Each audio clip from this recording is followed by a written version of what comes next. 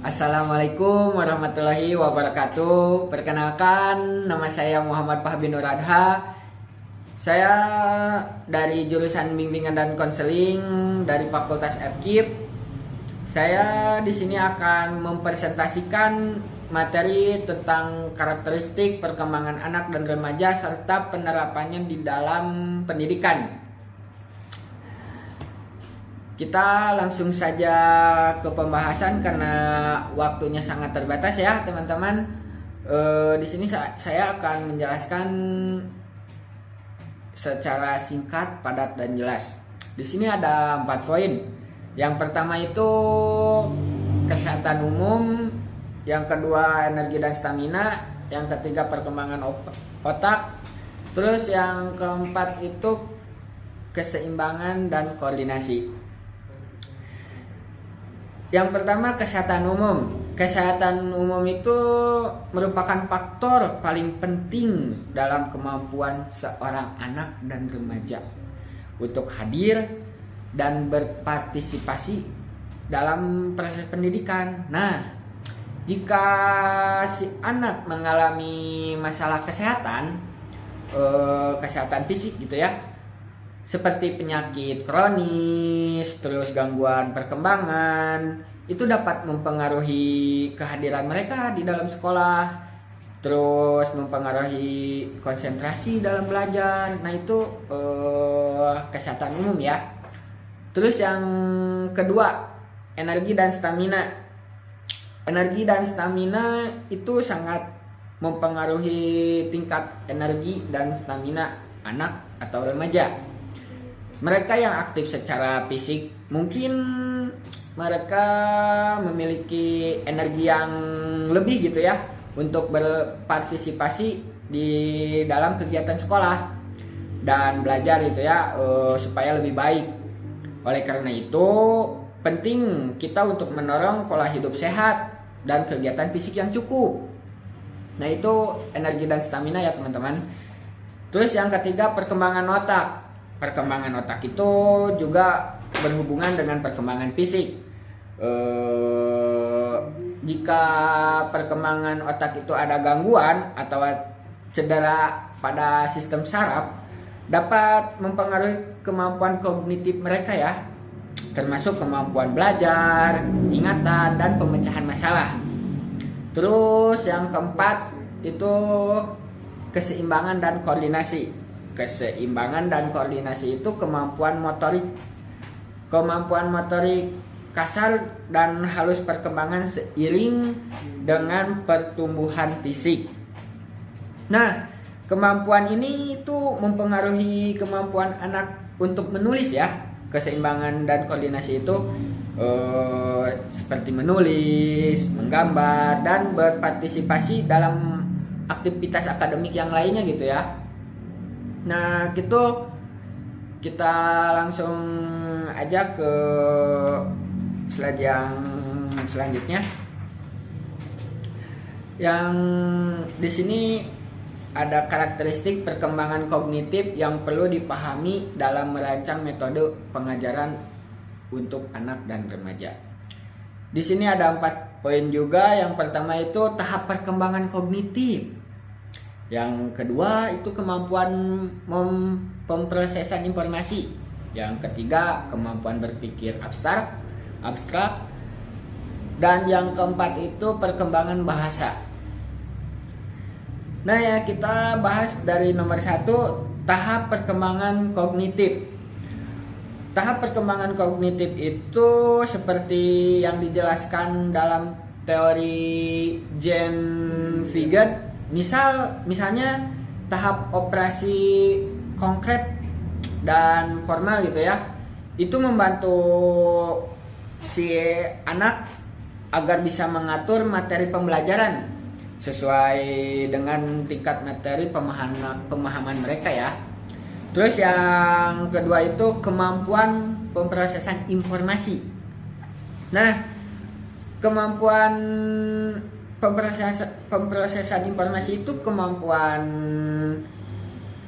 seperti memori, perhatian, dan pemecahan masalah. Selain desain gitu ya, desain juga itu metode pengajaran yang mempertimbangkan batasan dan potensi mereka dalam hal pembelajaran gitu ya. Nah, yang ketiga, kemampuan berpikir abstrak. Nah, kemampuan berpikir abstrak itu remaja itu cenderung memiliki kemampuan berpikir abstrak ya, yang lebih baik.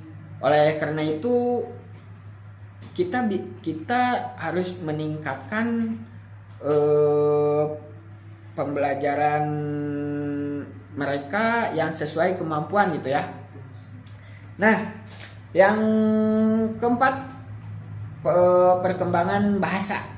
Nah, perkembangan bahasa itu bisa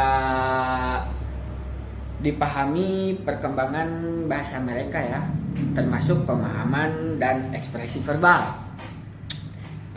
sesuai gaya. Nah, contohnya itu sesuai gaya pengajaran dan bahasa yang digunakan agar sesuai dengan tahap perkembangan bahasa mereka. Nah, kita ke slide yang selanjutnya.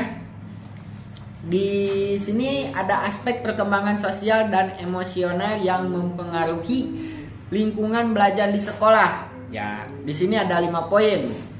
Nah, yang pertama itu interaksi sosial. Interaksi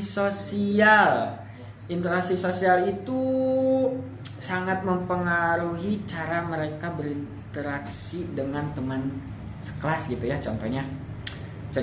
Contohnya itu interaksi dengan guru, terus dengan staf sekolah yang lainnya gitu ya. Jadi kemampuan mereka itu untuk berkolaborasi, terus berkomunikasi dan memahami perasaan orang lain. Nah, itu juga dapat mempengaruhi suasana kelas dan keberhasilan pembelajaran ya, itu contohnya ya.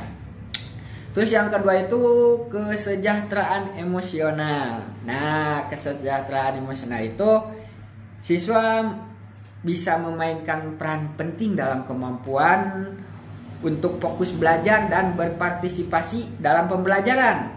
Siswa juga banyak juga gitu ya yang mengalami stres, kecemasan atau masalah emosional yang lainnya. Nah, itu mungkin agak sulit berkonsentrasi ya dalam mengikuti pembelajaran. Nah, terus yang ketiga itu ada perilaku. Nah, perilaku juga itu aspek emosional dan sosial juga ya, dan dapat mempengaruhi perilaku siswa di sekolah.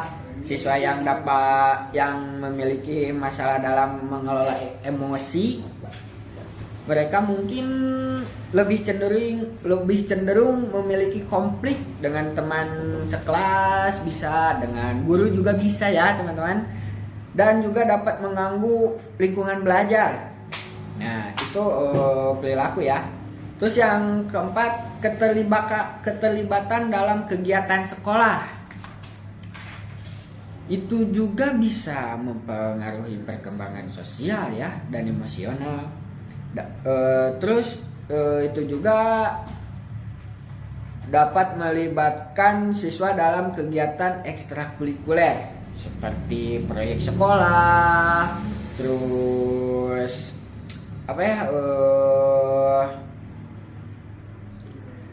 kayak main futsal gitu ya. Ekstrakurikuler tuh kayak main karate. Nah, itu juga bisa ya.